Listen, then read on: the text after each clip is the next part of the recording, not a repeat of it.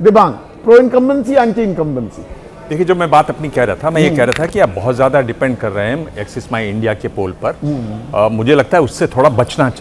और आंकड़े ही नहीं है।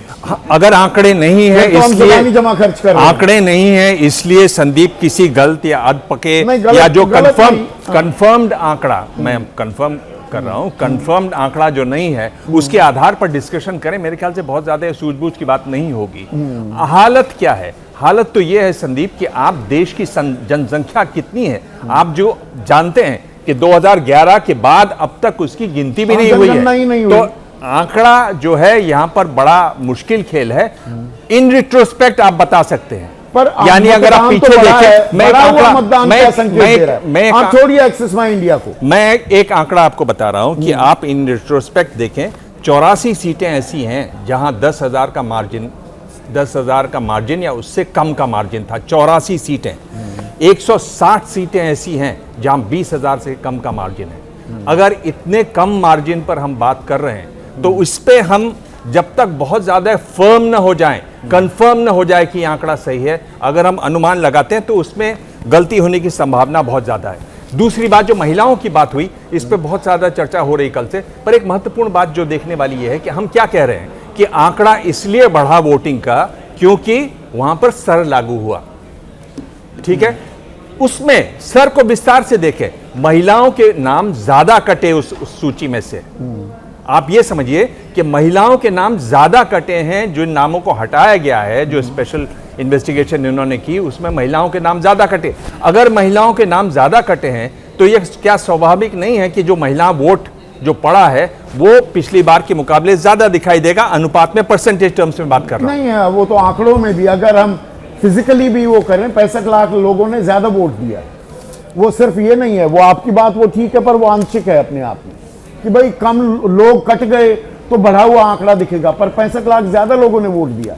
हाँ बिल्कुल, लेकिन परसेंटेज टर्म्स में मैं बात कर रहा हूं, परसेंटेज अनुमान के तौर पर। अगर एक बड़ी बात महिलाओं की जो आप बात कह रहे हैं, महिलाओं का जो आंकड़ा बढ़ा है वो सिर्फ एक ही जगह जाता दिख रहा है क्या? ये हम कैसे इस बारे में निष्कर्ष निकाल सकते हैं? ये अगर हम निष्कर्ष निकालते हैं तो फिर जो मैं पहले कह रहा हूं कि असली लड़ाई किस पर है? असली लड़ाई उस 10,000 रुपए और कास्ट पर है। अगर आप कास्ट पर टिके हुए हैं, मुझे लगता है कि ये कास्ट पर टिकेगा अभी राज्य। अभी वो स्थिति नहीं आई है कि ये कास्ट के पार जाए। एक नया युवा नेता वहां पर लगातार दिखाई दे रहे हैं, चाहे पासवान साहब के बेटे हों या लालू जी के बेटे हों। एक नए नेता आए हैं, लेकिन अभी भी कास्ट के चंगुल से निकलना मुश्किल है। और महिलाओं का अगर आप वोट देखें तो 2015 में 7% ज्यादा पड़ा था, ये आपके पास आंकड़ा है।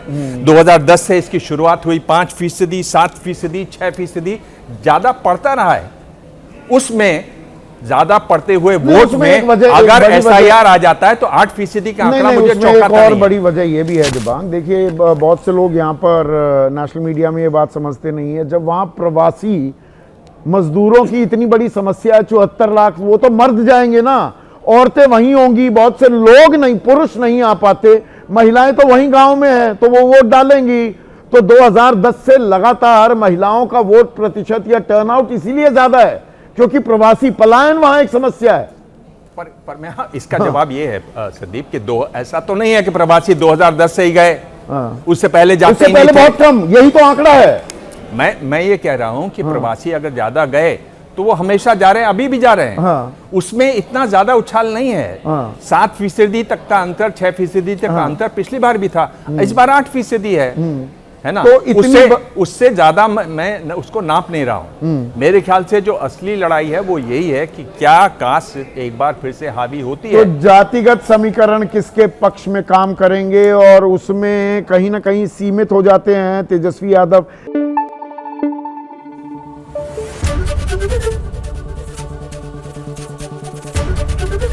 एबीपी न्यूज आपको रखे आगे।